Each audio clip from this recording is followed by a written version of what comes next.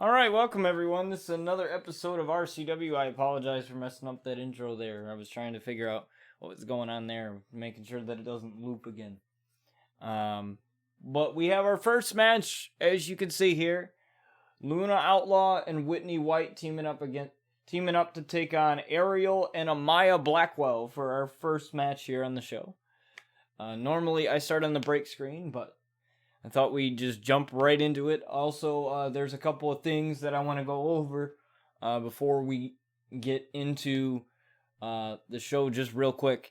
I had mentioned last stream that I will be launching a charity stream. Or I should say a month's worth of charity streams, if you will, on starting in October for awareness of Domestic Violence Awareness Month in support of that. And the charity will be No More, a organization dedicated to stopping domestic violence and sexual assault. That'll be for the beginning of October to all the way to Halloween.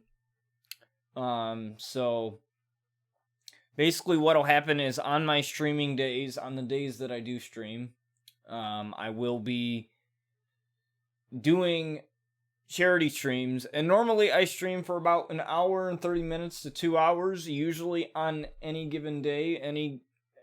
Usually that's how long I stream, but for these streams, these will be longer, these will be different. We'll be playing, some WWE 2K19, as well as playing WWE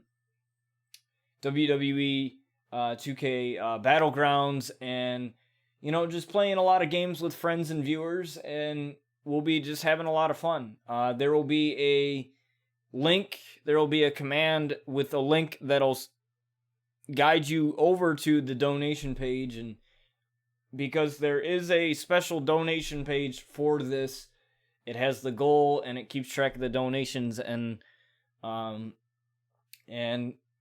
basically we'll be doing that in support of that, and we'll just be having a lot of fun together, for sure. And I'm excited to be doing it, for sure. And I got a bunch of my friends from the wrestling gaming community that will be helping out along with this, and we'll just keep raising awareness of it as it comes up, because we're starting the end of September, so it's starting to get into October now. So we will be doing that through the entire month of October, and we have a special arena decked out in purple that is the color for Domestic Violence Awareness Month, and it's all decked out in purple. We'll be doing regular RCW episodes, as well as just random RCW episodes where you guys can kind of make the matches, or we'll do online stuff. For sure, we'll do online stuff and just do tons of wacky, fun things for those streams, and we'll be doing it through the entire month of October. So you can expect a little bit of everything, from regular RCW episodes, to just random fun streams while we're raising money for charity, and that's going to be awesome. I'm working on trying to get a sort of prize or something for the top 3 donators. I'm thinking of, free shirts from the merch store. So basically, there will be an email where you guys can, send the information and needed, and I will get a shirt for you. You can choose up to almost any shirt in the store or something like that. We're still working out the kinks for that, and basically that shirt will be paid to you, and you will be given a shirt, and those will be sent out to the top 3 donators. It's just to give you guys a little bit, not only a little bit of incentive, but also, it's cool, because I'm giving something to you guys, and we're also giving back in the process, so I think everybody wins there. So, stay tuned for that. One thing I will say is that you do not need to donate. You are not obligated to donate at any time during those streams. It's just being there and supporting and, sharing it with your friends and all that is good enough. However, if you do feel so inclined to donate, it's all greatly appreciated, and it's all going to a good cause. So, domestic violence and all that is very, very something very, very personal to me, something that I really care about, something that I went through at 16 years old. I was in an abusive relationship, and I want to use my story and positivity and spread positivity around by giving back to other people. And that's what we'll be doing for October. So that should be very exciting as we get right into this. It is Luna Outlaw and Whitney White going up against Ariel and Amaya Blackwell. Now, Ariel and Amaya Blackwell, I believe they never tag teamed together before, so this will be interesting to see what happens here in this match. But Whitney White and Luna have tag teamed together. Unfortunately, they came up short against a match with Toni Storm and Chris Statlander. But nonetheless, they have to put that behind them as Luna Outlaw comes out here first.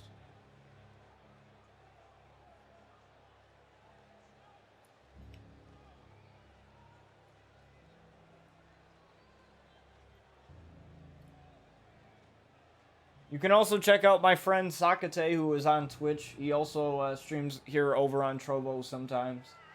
He's a really good mod of mine, and he also does his own eFed too, where you can see Luna and the Outlaws and some of my other wrestlers. One of the questions that I get a lot is, where can I have my wrestler in your universe? And the answer is pretty simple. Well, you tell me the hashtags on Community Creations on Xbox, and I will search them and I will download them. The only rule I ask is that I have full creative control, meaning that I can do whatever I want to your wrestler. I usually don't like to change the look of them. What I usually do is I either put them in matches or I don't. And, the number one common theme that I notice is, sometimes when viewers aren't getting their wrestler in championship matches and big storylines, they stop coming around. So, all I ask is that, if you have a wrestler here in this universe, I understand that people got other things to do and they can't always attend the streams, which is okay. That is understandable. But, you are a part of this show as much as I am, making the matches and commentating the matches and making the storylines. So I would love to have you in here to cheer on one of your favorite wrestlers, because there is a caw takes up a slot. So, counting all the caws that I've created up to this point for this universe and downloading, my friends' caws, such as Whitney White here, that is my friend Deftest Violator, his creation. They take up caw slots. So basically you're taking up what could be somebody else's slot. So that's why I say that when you are a part of this universe, try and be here as much as you can, because you're taking up somebody's slot that could be somebody else's, basically. There's only 5 matches in the show, and with that being said, there's plenty of opportunity for superstars to be on here. So, we have to give equal opportunity for everybody, and that's basically the spiel there. But if you want to have your wrestler there, all you have to do is just send me the hashtags. You can enter the command Discord in chat, and you can get the Trovo bot, the money in the bot. The bot will send you a link to my Discord, which that link should work. Let me know if it doesn't work, and I will just post a link in chat for you. But that's the best way to reach me, and you can just send me like a DM on Discord or something with the hashtags, and I'll quickly download them and get them implemented into the universe mode as Amaya Blackwell makes her way out here. Now Amaya Blackwell, managed by Sakate, my good friend Amaya. And I wonder what the executive advisor has told Amaya Blackwell on her way out here wearing that rose gold jacket along with the matching boots there. Definitely like the look of Amaya Blackwell here.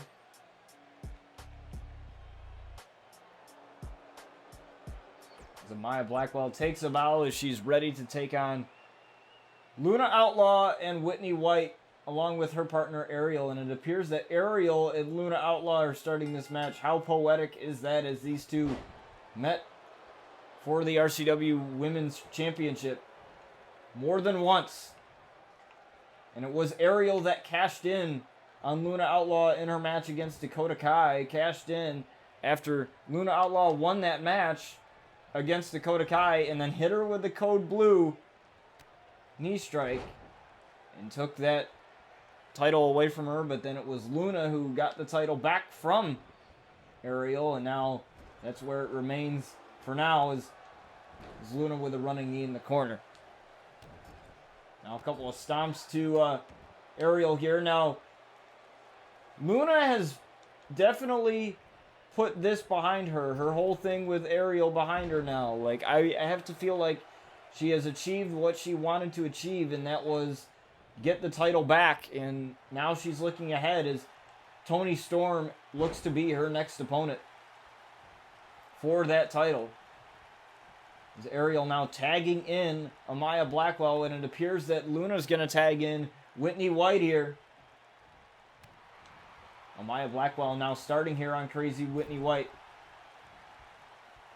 Now grabbing the pigtails there and pulling her down by the hair there. Referee's got to get some control over here of this match, but I think when you're dealing with somebody as crazy as Whitney here, is a huge right hand to Amaya Blackwell, it's kind of impossible for the referee to get some control, because do you really want to be in the way of somebody like Whitney White? I sure as hell don't. As Whitney White runs in, and that splash in the corner there, referee dealing with Ariel on the apron there, was unable to notice what was happening here in this match. Referee again has to make sure he's got some control here, and Luna ducks the ropes down there, helping her partner out here, and the count starts again. Now Whitney White just grabbing Amaya Blackwell and sending her down to the outside here. Now throwing her back into the ring now. A punch right to the face. As Amaya desperately trying to make that tag to Ariel, but Whitney White stops her from doing so. Now tagging in Luna now. These frequent tags. It's very interesting here, because Luna and the Outlaws themselves, they don't really work well with others, other than each other. You know, they're used to teaming up with each other. You know, Luna's used to teaming up with her sister Sky. Brian is used to teaming up with his brother Jason, and vice versa. But in terms of other people on the roster, they're not really used to teaming up together. But Whitney and Luna have definitely been quite the force to be reckoned with here, as a pile driver leading into a rope break there. Amaya a little bit too close to the ropes, being able to use that advantage. And a jumping knee strike there. As Amaya Blackwell drags Luna to the corner, now tags in Ariel now. Like I said, these two know each other very, very well, facing off for the RCW Women's Championship recently. But now I feel that now that Luna has the title back, she's looking to make this her best reign.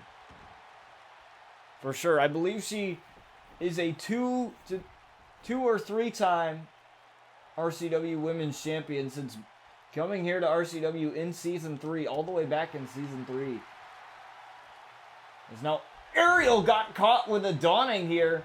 Referee dealing with Amaya Blackwell on the apron, and that allows Amaya to break up the pin, but Whitney stops Amaya there. And now Amaya is down, and these two can do whatever the hell they want to Ariel here, but Ariel fighting back now. But an elbow right there to Aerial Irish whip into the ropes here. And a drop kick to Aerial. And now I think Luna's going for the tag here to tag in Whitney. Frequent tags, very, very wise here. As that'll keep them fresh throughout this match. And what a huge right hand here. Now, what would be interesting is the nature of the relationship between Whitney and Luna, because I like to always say that there are no friends when you're trying to get to the top of the mountain. And Luna is at the top of the mountain here in terms of the women being the champion and all. So, you know, maybe there's more to Whitney in this relationship than we ever thought. Is a mandible claw here onto Aerial, but Aerial somehow gets out of that submission hold there.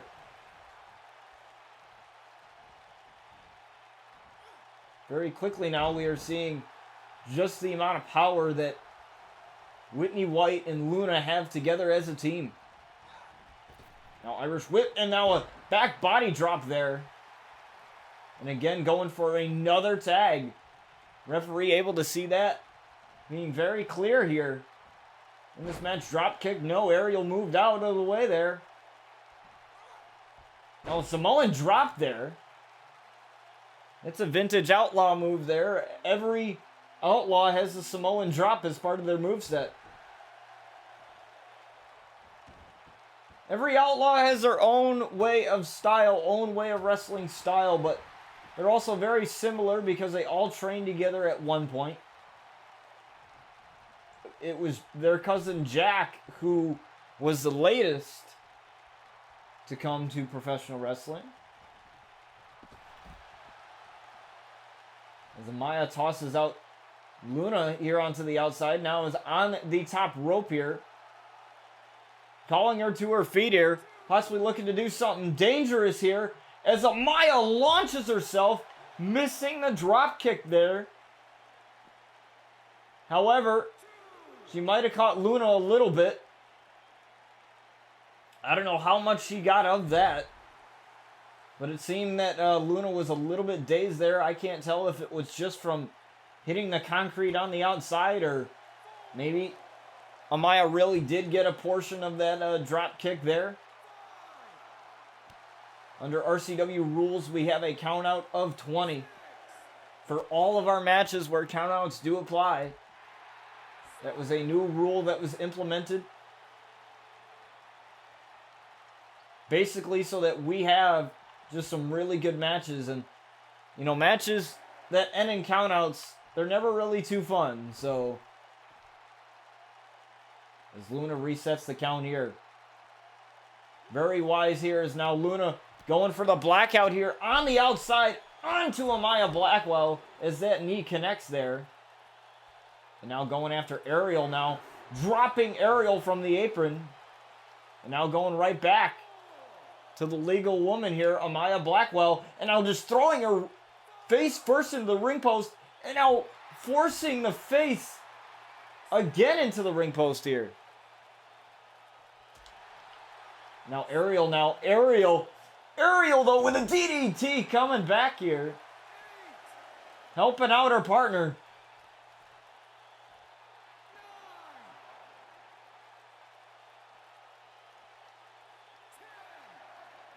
See, we have that count of 20 there, as you can tell by the evident count of 10 there. And now, after the count of 10, Amaya Blackwell planning Luna here. And a miscue, and that allows Amaya Blackwell and Aerial to get the win. Whitney White missed the pin break up there. I thought Whitney White was going to stop that count there, was going to break up the count. But she may have not realized exactly where Luna was in the ring. And unfortunately for Luna and Whitney, they come up short here. And that has been the second miscue that they have had as a team.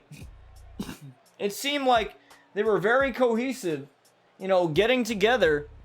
But since that loss against Tony Storm and Chris Statlander, they haven't been the same.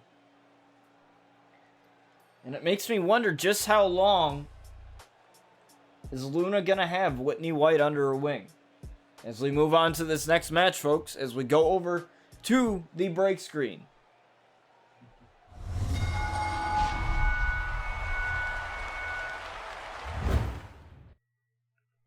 Oh my God, what a match there.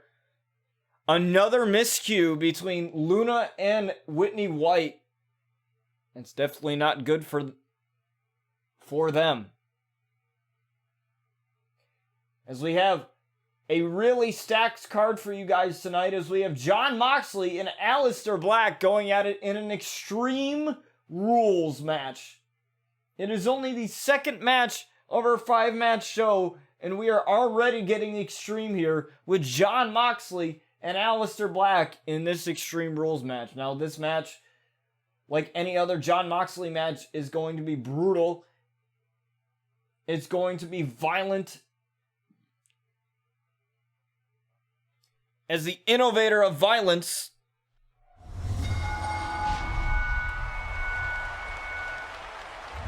may find his way out here as Jon Moxley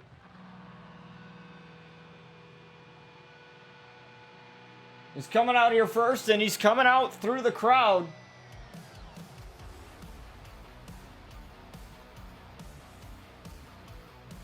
That's the number one place he likes to make his entrance. And he definitely knows how to make an entrance, and what an entrance it is. Coming through the crowd is Jon Moxley. Now, Jon Moxley has had a couple run-ins with Keith Lee and Drew McIntyre in the past. And we saw the lengths that Jon was willing to go in both of those matches.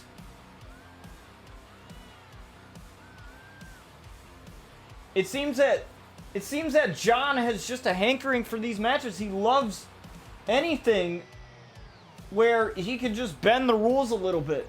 The more violent it is, the more he's into it. And that's what kind of scares me. Because I've asked him multiple times, like, why do you not just want to have a normal one-on-one wrestling match? And he said, I wasn't born like that. I was born to do this. I was born to beat myself up.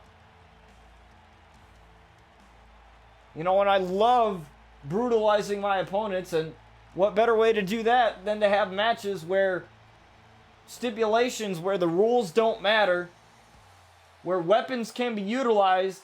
But in my opinion, Jon Moxley is his own walking weapon.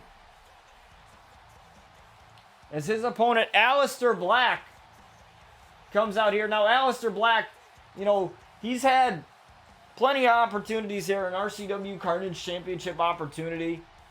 He was former tag team champion with Finn Balor and Black Hole all the way back in Season 1. And I believe it was Finn Balor who said it was time for them to go their separate ways. Mutual understanding. Not that our tag team division isn't great, but, you know, I think it was that Finn Balor and Aleister both saw better opportunities for them as single stars with the RCW Carnage title and the World title. And now Aleister Black is possibly in the biggest fight of his life right now, with Jon Moxley standing on the other side of the ring, ready to beat the living crap out of him as we get this match underway here. And again, this is an Extreme Rules match, folks. No countouts, no disqualifications, no rope breaks. Pretty much almost anything is legal here.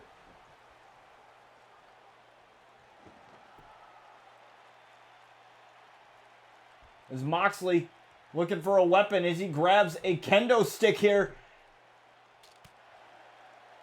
Not realizing where Aleister was, as Aleister able to take advantage and use his quick striking ability to get the powerful Jon Moxley down here. And that's going to be a defining factor here in this match. A quick striker in Aleister Black versus the power of Jon Moxley and the will of Jon Moxley. It seems like when you bust Jon Moxley open and he is bleeding everywhere, it seems like that just happens to just light a fire under his ass or something. It's just abnormal. This man is just nuts. For lack of a better term, as a dragon screw leg whip here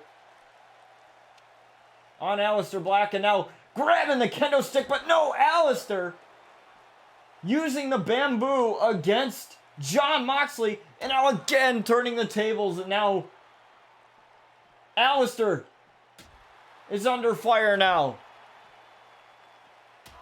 My God, this has gotta hurt here. All this bamboo causing those welts, or should I say potential welts on the back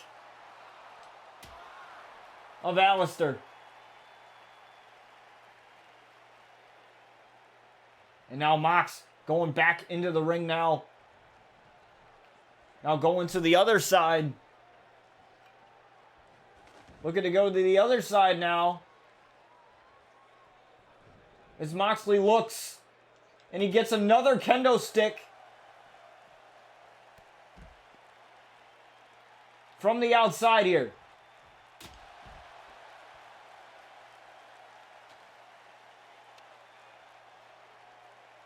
Now with kendo stick in hand, he awaits Aleister to get back to his feet, and again using the kendo stick. Again using the kendo stick. The referee cannot do anything here, as it falls under no disqualification rules, as Moxley and Aleister are in the crowd now.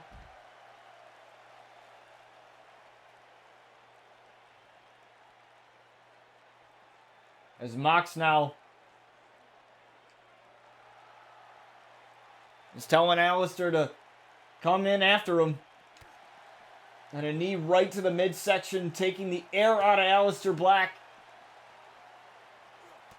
And these two can go anywhere in the arena, but the pinfall or submission must happen in the ring.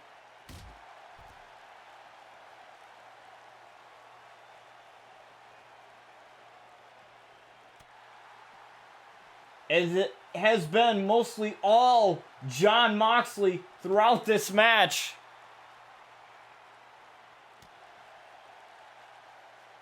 It seems to beat Aleister Black, you gotta be quicker.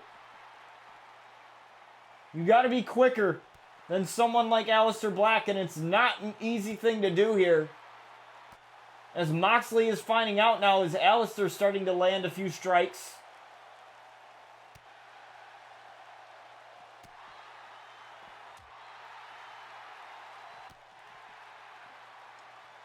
As he's going to take Moxley. He's going to take Moxley back to the ringside area. But Moxley's got that kendo stick, though. As he gets back into the ring, Aleister too as well. Aleister lifts up Jon and takes him down there.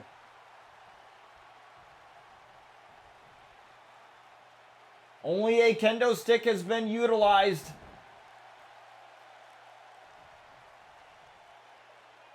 And Aleister just giving him the death stare here. Allowing Moxley to get back to his feet. It's almost like he wants Moxley to get back to his feet. As Aleister trying to pump himself up here on the outside. Goes Aleister, both men once again on the outside here. The very unforgiving barricades and the outside is Aleister. Aleister. Oh, no, no, no, no, no. Oh, my. What a boot right to the side of the head there. And now, Black Mass. Black Mass out of nowhere to Jon Moxley. He's got to get him in the ring, though. That's the one key. This isn't a false count anywhere. Aleister would have won the match right there if it was. Of course, that's me just speculating, but I have a feeling he would have won the match there if it was a falls count anywhere. But pinfalls and submissions must happen in the ring as a DDT there to Aleister Black. And now, Mox going for the cover. 1, 2, and Aleister kicks out at 2.5 here. Now with a couple of right hands now. And oh, what a knee right to the face as he sends Aleister reeling here. And the amount of power, the amount of heart in Moxley.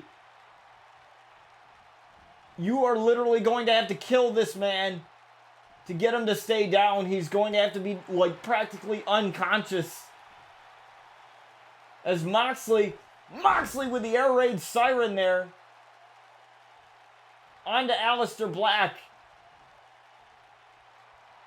Now what's Moxley going for here? Moxley with the variation of a paradigm shift in the form of a 1916 here. 1, 2, and Aleister kicked out. And Moxley can't believe it. Moxley literally thought he had him there. As again, Moxley going for his sledgehammer now. It was a kendo stick, now it's a sledgehammer as he uses the sledgehammer. Right onto Aleister Black. Just continuing to punish this man.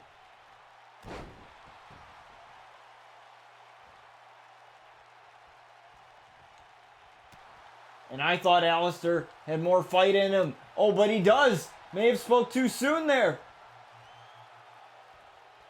As Aleister looking to lift up Jon Moxley on the top rope here. Aleister looking to do something dangerous here. Aleister has Moxley on top.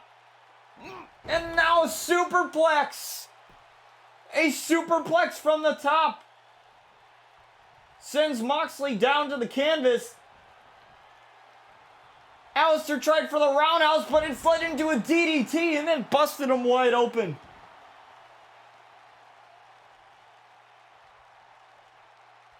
Aleister is bleeding. I knew at some point we were going to see blood in this match.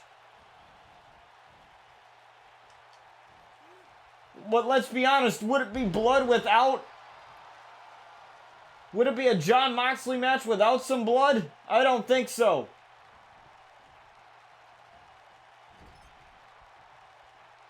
As now he has him in the corner. What's Moxley looking to do here? Moxley, oh my God. No Mox. Moxley just tearing the leg, working on the leg here of Aleister Black, using the ring post to his advantage.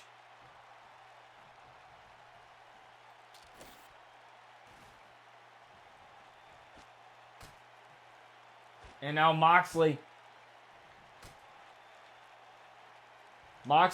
is looking to do the same thing to Aleister that he did to Drew McIntyre, but Aleister's not going to have it. It's not going to happen that easily. Is Aleister now taking a little bit of too much time? He sat down right in the face of Jon Moxley, but now Moxley refusing to go without a fight here.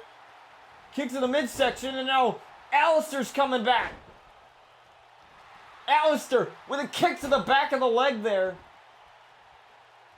I believe he caught the hamstring of Moxley.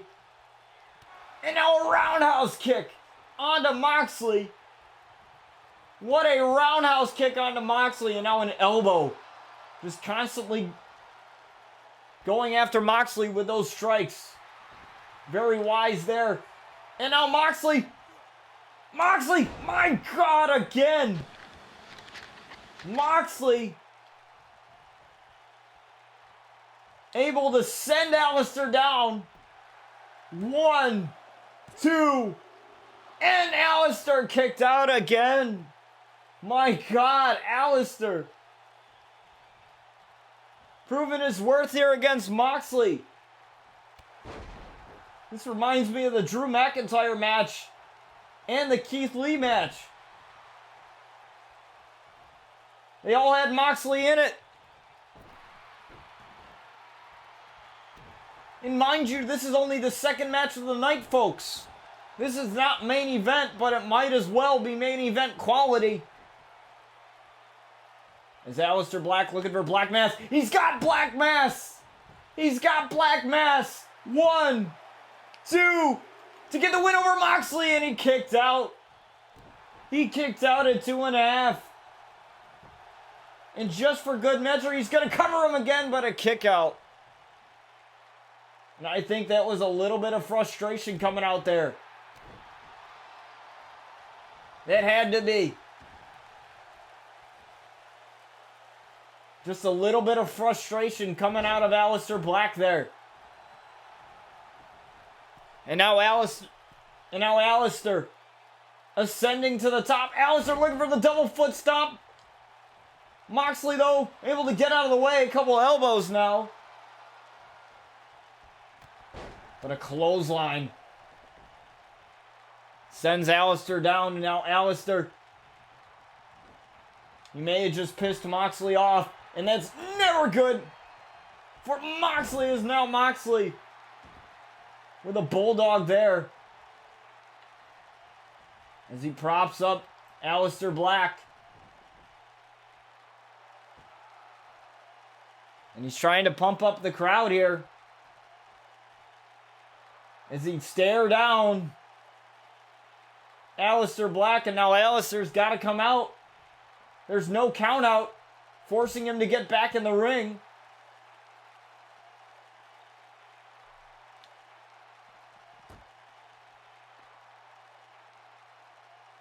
As now is Moxley. Moxley's got to figure out something here.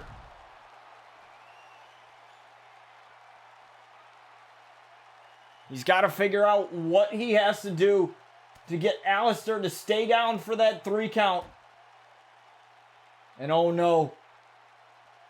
I know I've seen this before. Talk about deja vu here as Moxley, he's got Aleister up. The paradigm shift through the announce table. The paradigm shift. And Aleister might as well be just knocked out cold here. But he's got to get him back into the ring. And he does. No rope breaks here. 1, 2, and Aleister again. My God. What is up with this man? And now Jon Moxley is biting Aleister Black in a DDT. A DDT to Jon Moxley. And a roundhouse kick. Another roundhouse kick to Moxley, but Moxley kicks out.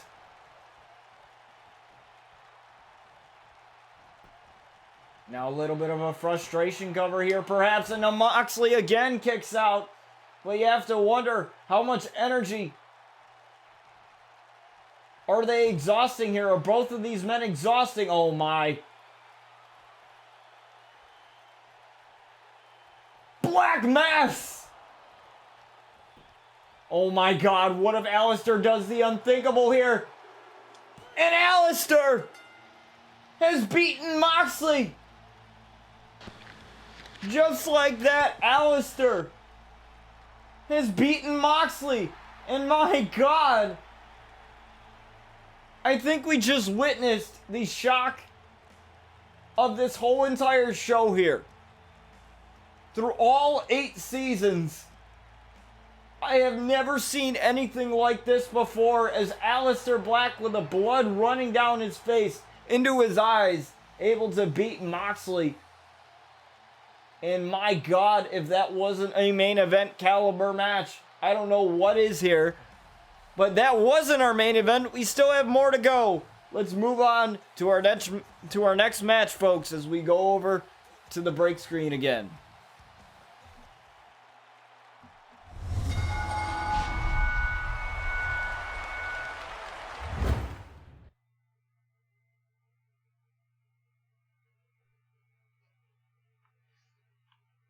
as now we have Darby Allin versus Shinsuke Nakamura in what I believe is a 2 out of 3 falls match. Like I said, we have a stacked show for you guys. Usually surrounding these final episodes before the pay-per-view, we usually like to do a lot of stacked, amazing shows. We always like to put on amazing shows every episode, but especially as we inch closer to the pay-per-view. By the way, in case it's your first time here, here's how each season works. We have 2 pay-per-views a season, and it's a 20 episodic season, meaning that there are 20 episodes. So every 10th episode is a pay-per-view, meaning that there are 2 pay-per-views a season. And I like to do that simply because it allows storylines to build and it allows you guys to become more invested versus having a pay-per-view all the time or having 4 to 5 pay-per-views a season. In the past, I thought about making seasons larger, but I think 20 episodes is plenty for storylines. And, you know, because I always write these ahead of time. So a lot of the time I spend most of my time writing the storylines and getting ideas for the storylines. And having to write 20 episodes or a full episodic season, what I usually do is I write the whole entire first half, which was 1 through 10, which, if you haven't already seen those, definitely check those out. Those are on my YouTube. It's in a playlist, RCW Season 8, as all are the other episodes. And then what I like to do is I like to take a break in between seasons. Think of it as a mid-season finale. And then I take a break for a little bit. Let people catch up. That gives time for me to write storylines, but that also gives you guys time to catch up and watch the episodes that you missed. However, I get this question a lot, and that question is, do I have to watch the whole entire season to understand what's going on? And the answer is not really. I refer to a lot of the storylines that I did back in previous seasons. So if you want to understand what I'm talking about then you may have to. But in terms of kind of understanding what's going on like currently in the season, you don't have to. You can kind of watch, bits and pieces of the episodes or watch one of the matches that you are looking forward to and kind of explore one story. Like, you don't need to. It's not like The Walking Dead where if you miss like one episode, you don't know what's going on. Or you don't understand it because you have to watch it from the beginning. It's not like one of those shows. So, I will say though that if you do decide to watch all the way back from the beginning, I think the Outlaws became really major in seasons 2 and 3. So if you start to watch all the way from season 2 to season 5 or season 6 or 7, you'll, I guess, in a way, you'll appreciate it more in how the stories are done. Because a lot of people, they don't understand what led up to certain things. And I feel like if you watch everything, not only will you be caught up and you understand, but the stories are just more satisfying because you're more invested, because you understand what happened from the beginning, middle, and the end. And honestly, to be honest, with my storylines, there is really not a beginning, middle, and the end. With feuds, there is. But with storylines, they kind of just keep adding on to each other. As I refer to storylines back in season 2 and season 3 and stuff like that. So the stories that happened before matter as much as they did then as they do now. If that makes any sense. But let's move on to our next match here as we have Darby Allin versus Shinsuke Nakamura. Let's do it.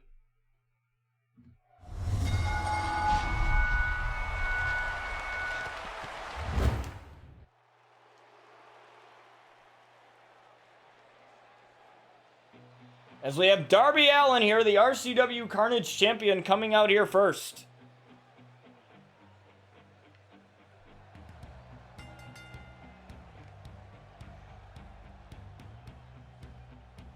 Darby Allin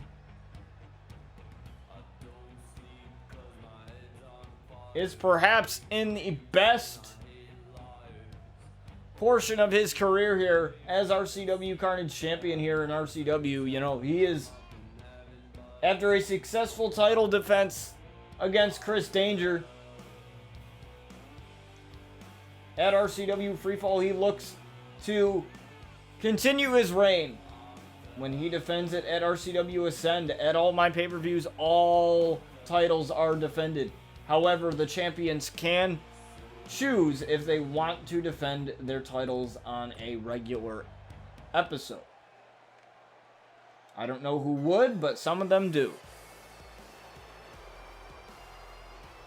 As Shinsuke Nakamura, a former Carnage champion in his own right, comes out here to face him. And now, he was the one to end Brian Outlaw's reign as RCW Carnage champion. And that lasted a while with the help of Paige,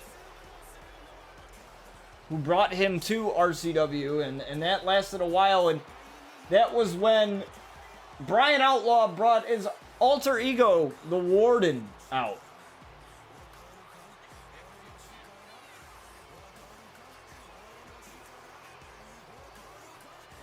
And he cashed in on Seth Rollins. I believe it was AJ Styles and Seth Rollins that were going at it. And then it was Brian Outlaw returning as the Warden to spoil Seth Rollins and AJ Styles and become RCW Carnage champion. But that is water under the bridge right now, is Darby Allin and Shinsuke Nakamura in this 2 out of 3 falls match. The first person to get 2 falls here, whether it be pin or submission, will be the winner. And this is the same match that Darby Allin found himself in. Actually, I believe it was an Iron Man match, an RCW Iron Man match, that Darby Allin found himself in against Chris Danger and ended up winning it within the final seconds. So that was tremendous for him.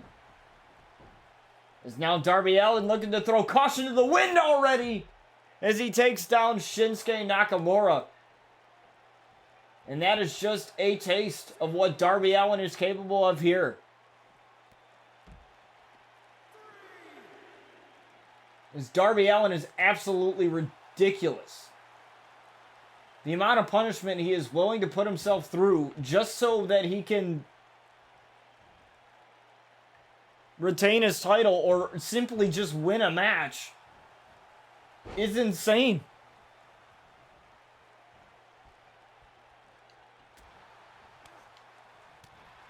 And now that he is RCW Carnage champion, he knows that he must do anything to defend that title, and he will. Even if the odds are stacked against him, which they were when Shawn Winters and him faced off. And Shawn Winters was 6'3", about 160 pounds heavier than Darby Allin. And Darby Allin beat him. When nobody thought that Darby Allin was going to muster up anything or get anything in this match. Like, a lot of people thought it was going to be a simple squash match. It was going to be over. But Darby Allin proved all those doubters wrong, and he became the RCW Carnage champion, and that is where we stand right now. As Darby Allin just drops Shinsuke Nakamura right on his head there, and a kick out at 1. Shinsuke in a world of hurt right now. As Darby Allin now with an Irish whip to the corner, charging in here and a splash, but Shinsuke Nakamura evades that and a knee right to the midsection. Shinsuke Nakamura firing on all cylinders here.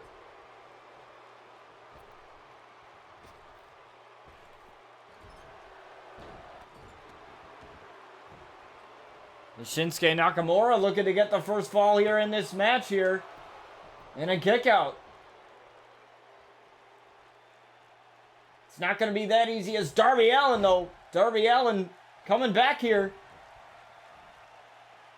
And a sunset flip powerbomb to Shinsuke Nakamura. Dragging him to the middle of the ring. Very wise here as rope breaks do apply. As he goes for the cover here to get the first fall here. And two, and no. Almost.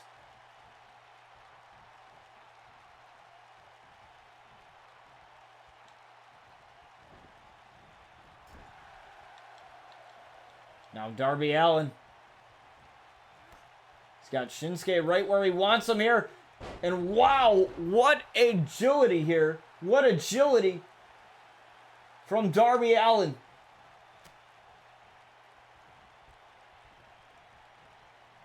He's got him propped up against the ropes here. What is Darby Allin going for here? Darby Allin with a cutter. With a cutter. Using the ropes to propel himself up for that cutter there. Look at that. Amazing form there. 1, 2, 3. And Shinsuke Nakamura now is down 1-0. So now he must get 2 falls now. And that's the trouble being in an Iron Man match or any match that's 2 out of 3 falls here. Reverse power slam there and by Shinsuke, but you know, that is the trouble. Is you have to get Darby Allin down. As he tried there for the float over DDT as Darby Allin just sprang to his feet there. Now Darby Allin jumping from the top here. Darby Allin with a full head of steam.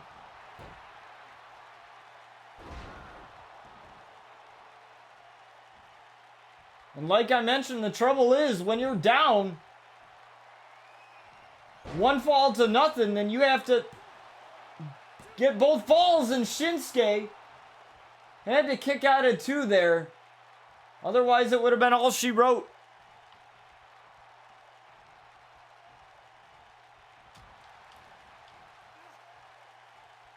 But Shinsuke now, Shinsuke's coming back.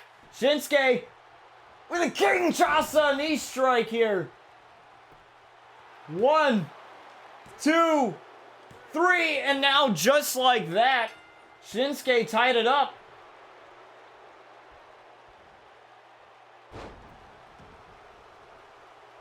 I guess forget what I said about being down 1-0. Because now both men have a fall. He's wrenching on the neck there goes Shinsuke Nakamura.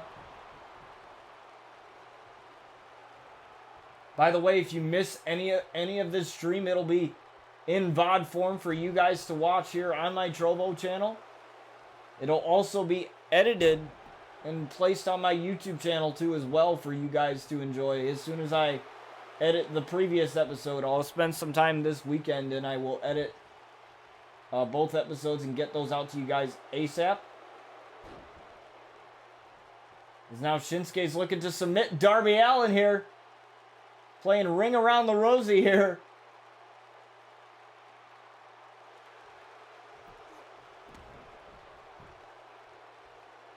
Now Darby Allin, he's lifting up Shinsuke here. The power from Darby Allin and a knee right to the midsection into a senton. Now going after that face again with those series of punches. But Shinsuke though, not allowing himself to get in a bad situation. But a dragon screw leg whip there.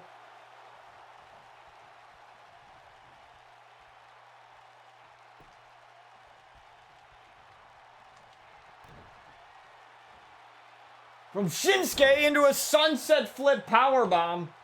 And just like that, Darby Allin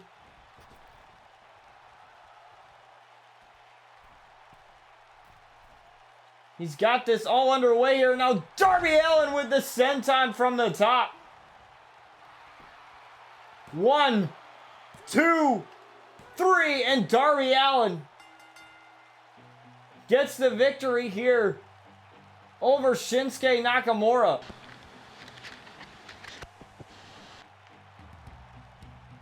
But now he's got to be thinking ahead now of his title defense. We still have to find him an opponent here.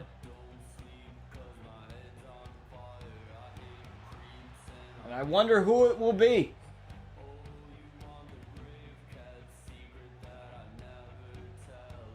But whoever it will be, they're in for the fight of their life as Darby Allin gets the victory here. And I doubt he's going to go down without a fight, especially when it's for his title. Let's move on to our next match, folks, as we go over to the break screen one more time.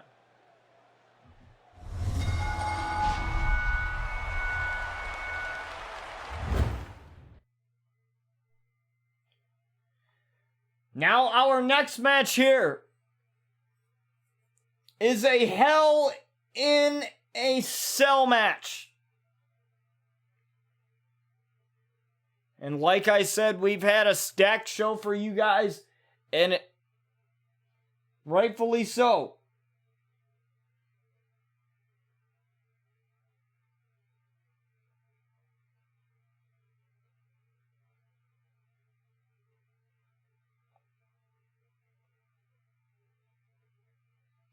And by the way, this is not our main event. We still have our main event to come. And this Hell in a Cell match is between Chris Danger and AJ Styles. This should be very interesting, folks. Let's get it underway.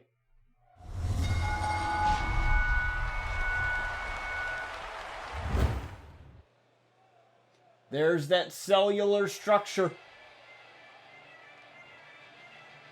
It's Chris Danger makes his way out here. Now Chris Danger, he's had quite the history here on RCW, teaming up with the Outlaws, then turning his back on them, then teaming up with the now released Rogue family. And now it seemed like he was going to start another alliance with the Blackwell family, but Big Nasty Bubba Blackwell was having none of it. And those two could possibly meet at the upcoming RCW Ascend pay-per-view, but Chris must focus on one thing, and that is this man, the phenomenal AJ Styles. Now, the phenomenal AJ Styles, a former RCW World Champion, a former RCW Carnage Champion, a former RCW Tag Team Champion. He has won it all. And he's looking to move up the power rankings here in RCW. And he can easily do that here with a victory over Chris Danger. And vice versa for Chris as well.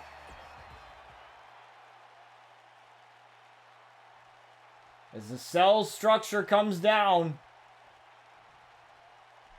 And we are going to get this underway. Hell in a Cell and a drop kick right to Chris Danger here.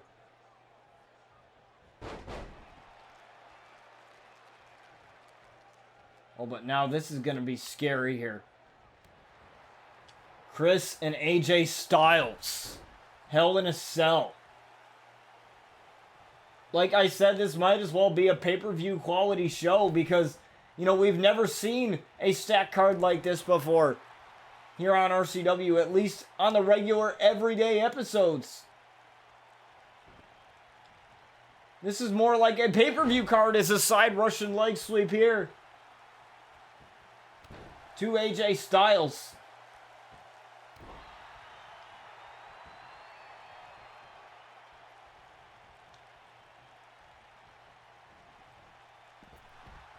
Now just tossing AJ Styles out the ringside area here.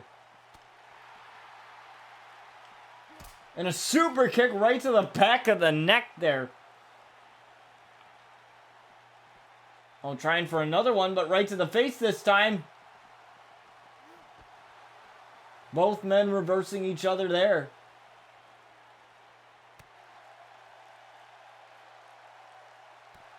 And now a clothesline as Chris Danger is sent down. Now, oh, tossed right into the cell there. Right into that cell wall, and again, face first into that cell wall. Both of these men have little room for maneuver here, and little room for error, as one wrong move could send these men right through the cell.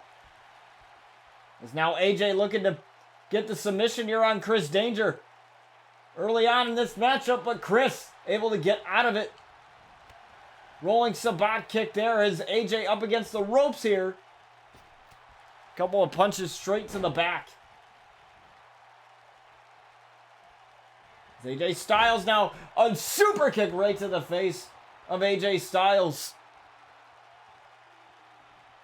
Now what a huge arm drag here from Chris Danger. Kind of weird camera angle there, but nonetheless, got the job done there as AJ Styles now with an arm drag of his own. And a boot right to the face.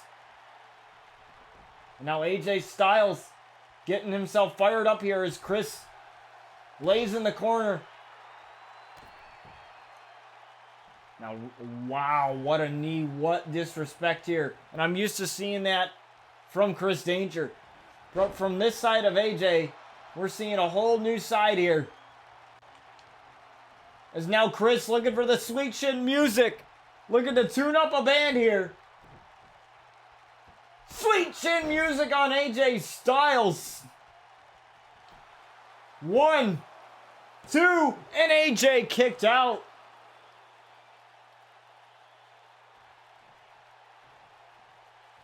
AJ kicked out of sweet chin music. Now AJ Styles now. AJ has Chris on the apron now, looking to lift him up for that stalling suplex back into the ring. Now looking to go for that calf crusher. Looking to go for that calf crusher. Rope breaks don't apply here. AJ can hold on to this for as long as he wants. Rope breaks do not apply, as Chris's leg is in extreme pain here. Chris is throbbing in pain as a referee is waiting for him to give up, but no. Chris Danger able to break out of that one. Oh, what knees to the face of AJ Styles. Irish whip into that corner, looking for that knee strike, but no, AJ avoided it. And that's further damaging the knee of Chris Danger. Is a pin and a kick out right away. And now Chris Danger's fired up and now working on that leg again. Very wise, going after a target. But now Chris Danger absolutely fired up with that drop kick. Oh, but now AJ Styles gets up, tried for the super kick, moved out of the way. AJ Styles, though, he's got him for the Styles Clash. 1, 2, and Chris kicked out of the Styles Clash. Chris kicked out of the Styles Clash. Chris is still in this now. And now going after that leg again. Loosening it up for the calf crusher. Constantly going after that leg with those elbow drops. further damaging that knee, as you can tell there. And again going after that leg. AJ Styles definitely helping himself out here. Is now Chris Danger, though. Chris Danger able to get him with a super kick, and he's busted open. AJ Styles is busted open. And Chris Danger is also busted open as well. Oh, but now Chris Danger, though. AJ Styles fired back with an uppercut, and now right into the corner, face first. Turns him around. AJ Styles in the tree of woe position here. Now right on the face of Chris Danger. Now looking to go for that calf crusher again, but no. Looking for some type of Street Fighter move there. Unable to lift Chris Danger due to the no stamina. Super kick to the face. And oh my. My God, this is a wild match here. And now Chris is just going to take a breather. He's going to take a breather now as AJ follows him to the outside. He allowed himself to get some time, but AJ right back at it. Tossing him back in the ring again. He's going to lift him up. Now looking for that calf crusher one more time. He's got it. He's got the calf crusher. He's got the calf crusher. Chris Danger's got nowhere to go here. Chris Danger absolutely nowhere to go. He's got it locked in. But Chris able to get out of it somehow. Uh-oh. He's going to do it again. Another Styles clash. 1, 2, and Chris Danger again kicked out of the Styles clash. My God. Again. Chris Danger kicked out of the Styles clash.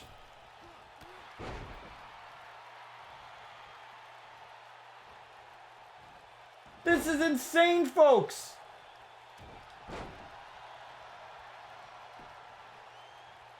Is now Chris Danger again going for that super kick right to the face. And now Chris just going around the cell, allowing himself to get back in the ring as AJ's starting to stir again. And now tossing him outside. And I think he wants to damage AJ a little bit more here, but AJ's not going to let him do it without a fight here. Oh, no, no, no, no, no, no, no, no, no! Chris speared him through the cell.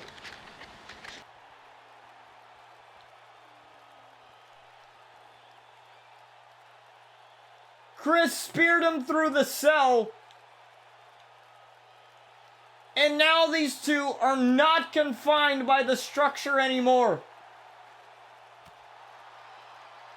There has been a breach in the cell wall. Is now Chris looking to ascend to the top of this cellular structure.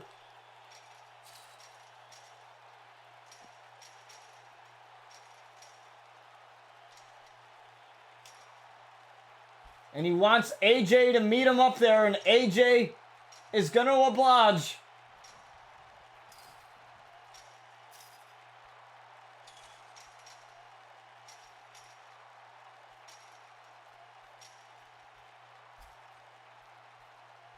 This is going to be violent.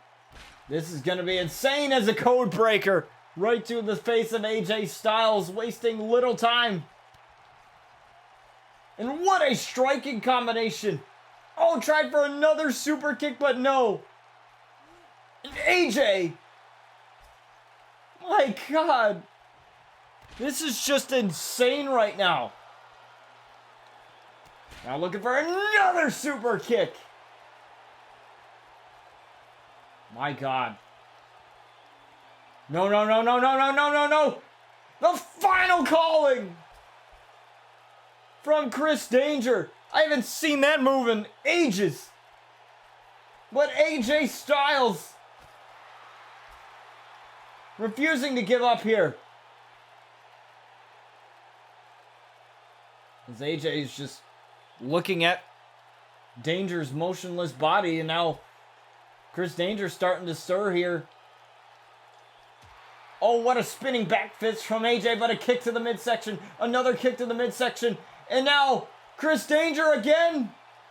Final calling one more time. Final calling, and that still didn't break one of the cell ceilings here. And I think that was his intent, was to break one of the cell ceilings here and send AJ crashing below.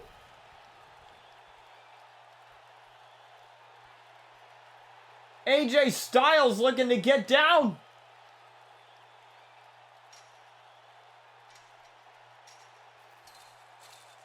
He doesn't want to spend time up there.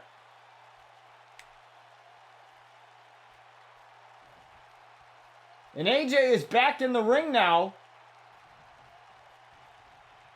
Chris realizing that AJ is not up there with him.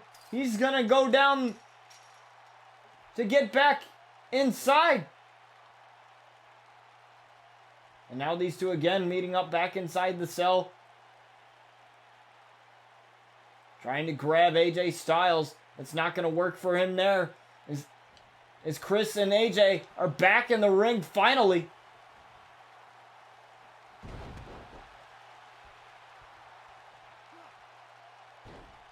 And it makes me wonder, what lengths are these two willing to go in this match? How much is too much?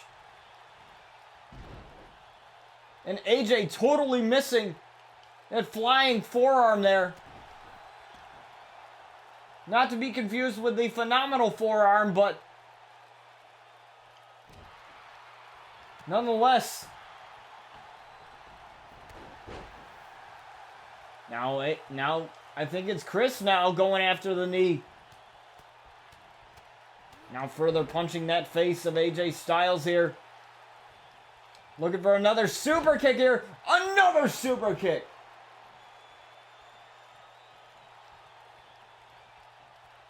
And now he's looking for another sweet chin music. Looking to knock out AJ Styles with a sweet chin music here. Another sweet chin music. Boom! Right there onto AJ Styles. See it again there from that different angle. I think his neck went all the way back. 1, 2, and AJ Styles still.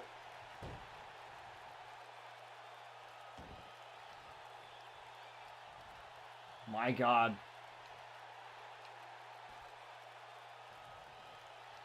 What's Chris got to do here?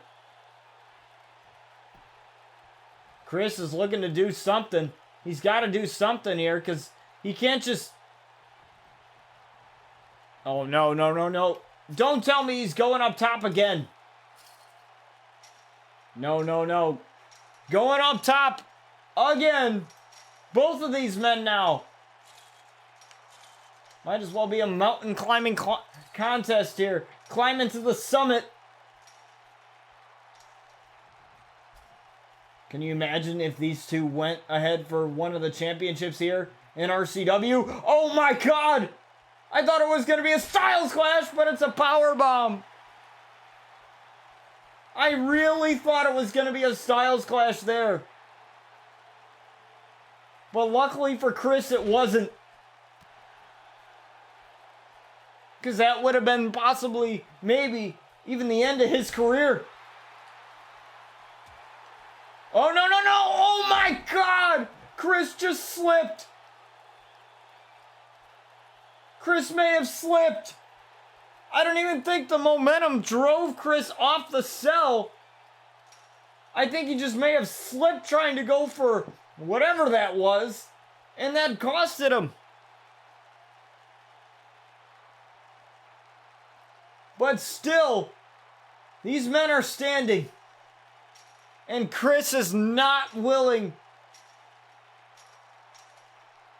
to go down here. He wants to finish this atop the cell. And he's going to wait for AJ as long as he needs here.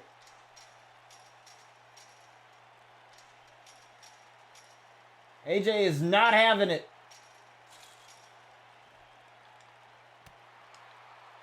It's no use here as AJ with a super kick of his own. And now AJ and Chris Danger on the outside of the cell once again. They can only get back in from one way or the other. There's no way of getting back in from instead the way they came. Really rough camera angle here. I apologize for that. But AJ Styles again. Looking to go back inside. I don't know if AJ knows what Chris is going for. And that's why he's just like, no, I don't want to go outside. I don't want to go up the cell because I know what's going to happen. Maybe AJ can see the future. I have no clue here, but nonetheless, Chris Danger is going to climb the other side.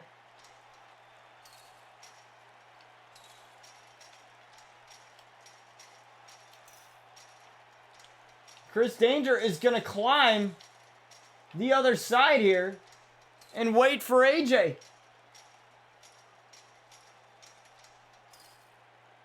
And he's just going to sit here until AJ comes out, but AJ is not. AJ does not want to do this. It's been Chris' idea the whole time for him to go outside, and it seems that Chris is just getting tired of this. So maybe it's better off for him to end it here, to end it inside. There's a super kick right to the back of the head now. Both men inside the ring. Chris Danger going after the leg of AJ Styles. May have injured the back of AJ Styles as well.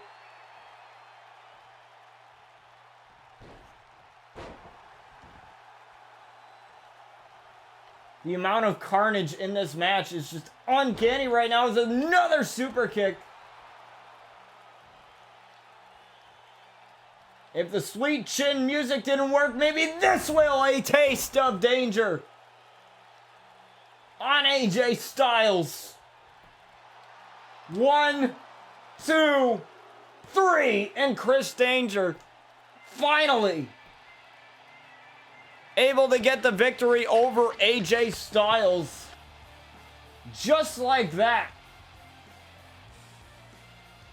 Chris Danger wanted to end it with AJ going through the cell. I figured that was what he wanted to do, judging by the amount of times he's gone up the cell. But AJ wasn't having it. And it wasn't enough. But it was a taste of danger that ended it all for AJ Styles. As we move on to our main event, folks. As if we didn't have one already.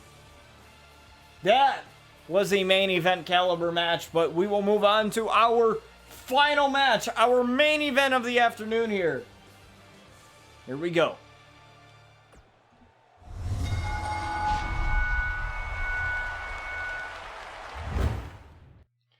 As it will be Young Sin and Bryce Blackwell in a no-holds-barred match. Now Young Sin and Bryce Blackwell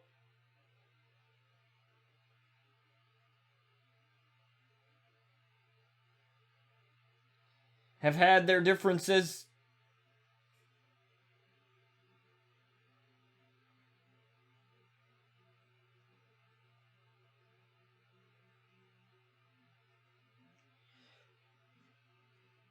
And it was, I believe it was Big Nasty that attacked Young Sin. And Young Sin decided to join alongside what it appeared to be the Outlaws, as Young Sin and Jason Outlaw had teamed up against Big Nasty and Chris Danger. And now I don't know Young Sin's nature.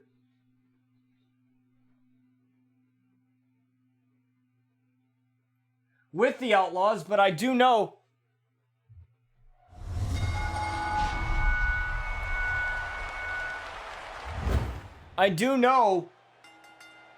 one thing's for sure.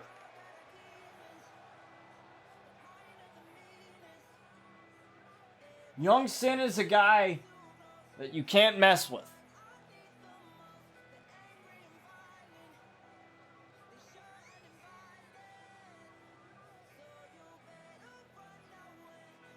I mean, the Blackwells are the same way, but Young Sin,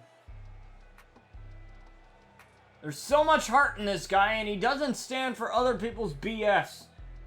And that's the one thing the Outlaws won't do. They won't BS you. They say what they're gonna do, and they do it. The Blackwells, on the other hand, I don't know.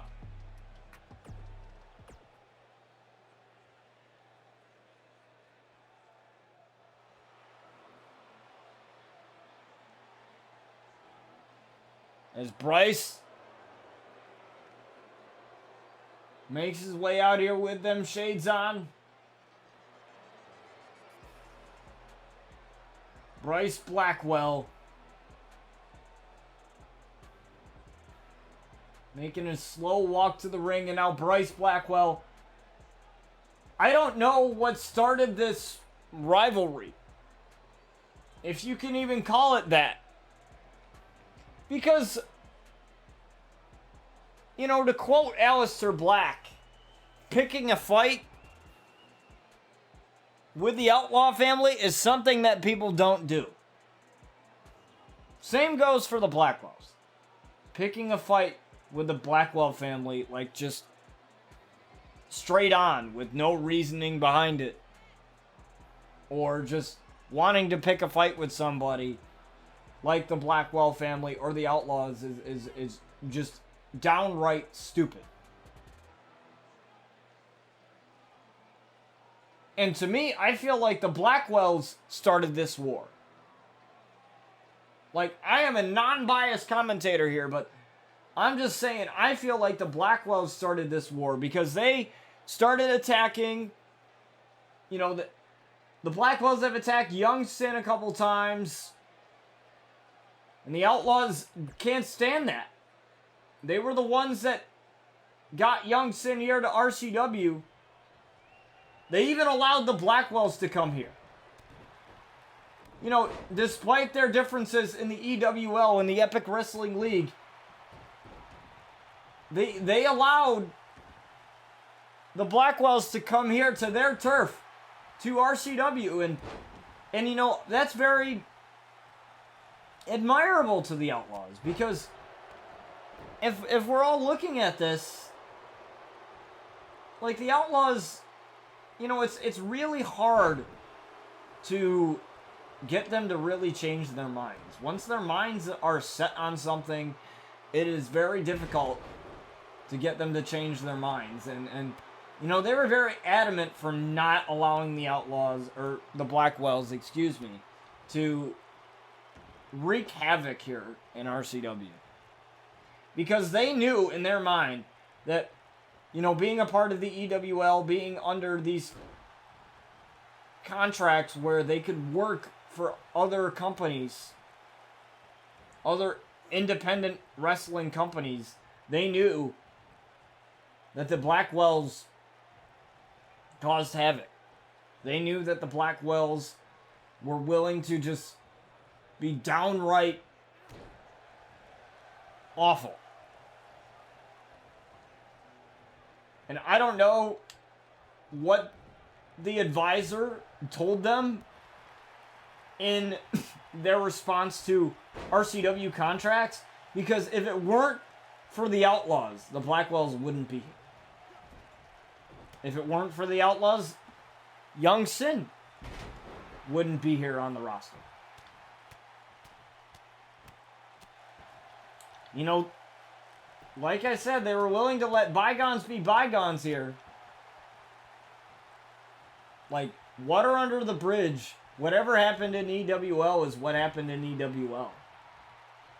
But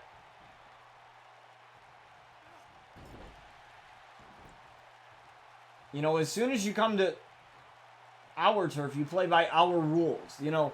And as the boss man, as the manager of this show, as the general manager of this show, I'm responsible for booking the matches and everything else.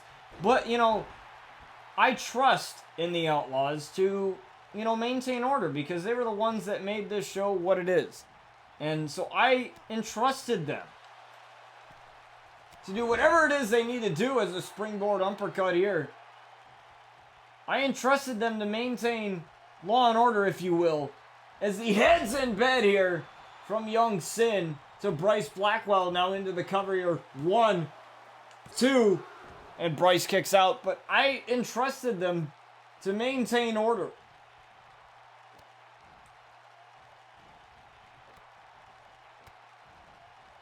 Here on RCW, and they're doing just that. You know, they're bringing in new people. They're going back to the Manhattan School of Wrestling and, you know, scouting. They've turned themselves into scouters and into, you know, basically the NFL scouts. You know, scouting new draft picks. You know, they basically are doing that for RCW. And they scouted the Blackwells. They scouted Young Sin. They brought him over as the referee gets run over here. They brought him over to RCW. They said, we see something in these guys. We see something in Amaya. We see something in Bryce. We see something in Big Nasty, Bubba Blackwell. We see something in this family. Bring them over here. And, you know, Young Sin came to me and he expressed his concerns among the Blackwells. And, you know, I wouldn't say the Outlaws hate the Blackwells. I wouldn't say the Blackwells hate the Outlaws. I wouldn't say that. I would just say that the Blackwells don't like what they stand for. They don't like how Bryce in the EWL got away with not defending his title, because the GM was just like, whatever. You know, I mean, if you watch some of the episodes of EWL, you could totally tell that Bryce got away with not having to defend his title as a knee drop there, unsuccessful from Young Sin, and now Young Sin with another heads in bed as Bryce Blackwell is busted wide open here. But they didn't... The one thing, you know, you may not like how the Outlaws think about the world. You may not like what the Outlaws have to say. But the one thing is they are always real and 100%, and they also defend their titles as an F5 to Young Sin here. 1. No. Young Sin kicked out, and Bryce couldn't believe it there, but, you know, you may not like the Outlaws, and you may not like what they have to say sometimes, but, you know, I always tell them, say what you feel and mean what you say. Say what you mean and mean what you say. That is a classic saying. As the mouth kick to Young Sin here, and Bryce Blackwell's looking to come back here against Young Sin, and Young Sin kicked out. He kicked out of the mouth kick. And now Bryce Blackwell going up top. But basically, I gave them free will. I gave them, say what you need to say what you mean. You know, the crowd, people will understand you and some people won't. There's a huge right hand here. And I think that's what Young Sin liked. Young Sin told me, you know, he's like, I like what the Outlaws have to offer. I like how they are. And he said, if I come to RCW, please do not allow the Blackwells to get away with everything. And I promised him that as a sinister switch to Bryce Blackwell. 1, 2, and no. Bryce Blackwell kicked out. And again, this is a no-holds-barred match. No weapons have been used, though, up to this point.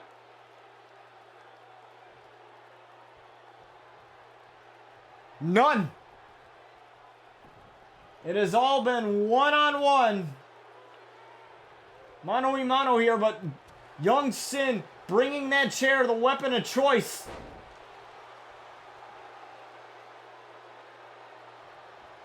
For the Blackwells and a leg drop there. I mean the Outlaws, excuse me there, and a leg drop. Right to Young Sin, and now, oh, the Accolade submission here, trying to torque on the back of Young Sin. But Young Sin able to easily slip out of that, and Young Sin and the Outlaws, they train together on their off days. And I think Young Sin is learning a couple things from submission training. Able to get out of that predicament really fast. And an inverted DDT there.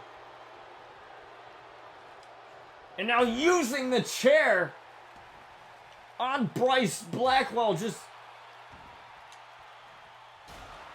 absolutely destroying Bryce.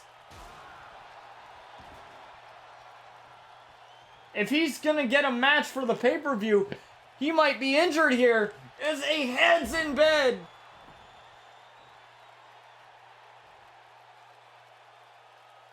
A head's in bed.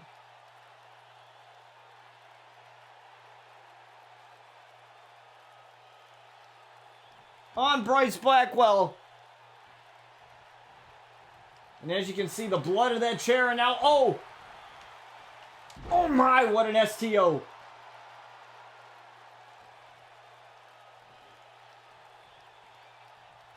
You can see the blood of Bryce Blackwell on this chair, and he's going to add more to it. As now he leans that chair in that corner. He's got Bryce right where he wants him here. Uh-oh, what's Young Sin doing? My God!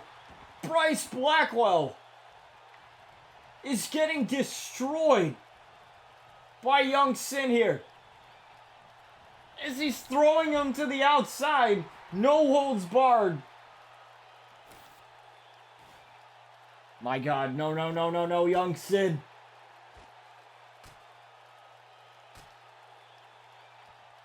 You are going to injure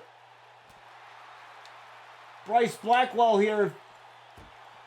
If you do this, there is so much anger within Young Sin right now.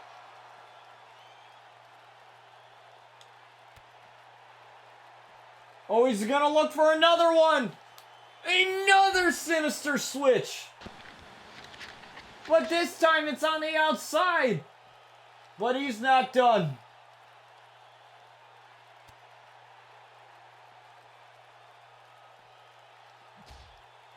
My God. No. Not Young Sin. Sin, come on. I know you're angry. I am too, but this is ridiculous. No. He's got him up. Oh my, he just dropped Bryce Blackwell with the stalling suplex through the announce table.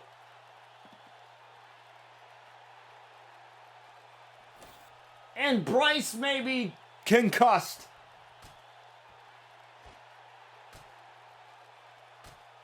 And he's looking to go for another one.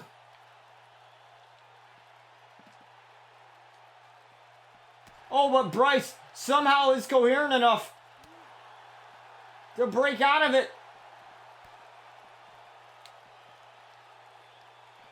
Oh, but he's gonna get planted again. My God, this no-holds-barred main event here. Bryce has done little to nothing to Young Sin here. And now he's gonna do it again. He's gonna do it again. No, no, no, no, no, no, no, no, no. Young Sin, no! Another stalling suplex through the announce table.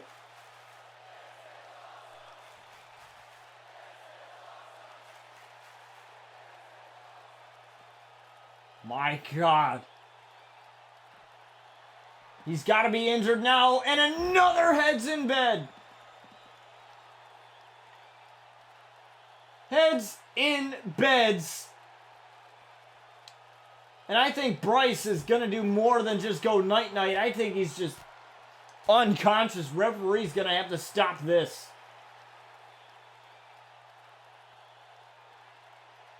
Just the amount of punishment here. Look at all this. Look at all this carnage here. No pun intended, as that is one of the names of our championships.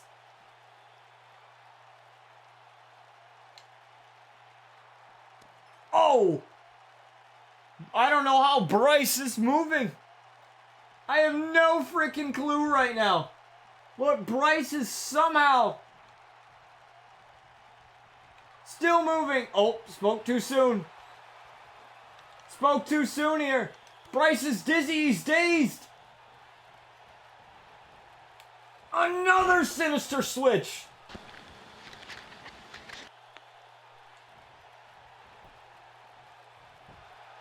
One, two, three, and Young Sin just absolutely decimated Bryce Blackwell. He did more than he had to. And we're going to need a stretcher out here. There's no way that Bryce is going to be able to walk to the locker room under his own power. He's not even in the ring right now. He must have rolled out. He must be on the outside right now. We're going to need a stretcher out here. My God. Young Sin. Look at the look in his eyes. I know it's kind of hard to see with the blood right there. But that is a bad, pissed off man right there. And I'll make sure to provide you with a medical update regarding Bryce Blackwell. But that is our show, guys. Thank you guys so much for joining me for another awesome episode of RCW. I promise you guys that I will have both of these episodes edited relatively maybe this weekend. I think sometime on like this weekend, either Friday, Saturday, or Sunday, I should have both of them up by then. It's going to take me a bit to edit these. But nonetheless, thank you guys for joining me. My God. I promise that I will provide a medical update, like I mentioned, for Bryce Blackwell, because I don't know what we just saw. All this anger from Young Sin had just messed it up into something dangerous, and it was supposed to be a no-holds-barred match, and now I know why Young Sin requested that match. And there was nothing the referee could have done. My God. But I thank you guys for joining me, and I will catch you guys on another episode of RCW. Thank you guys so much for everything you do, and we will catch you next time.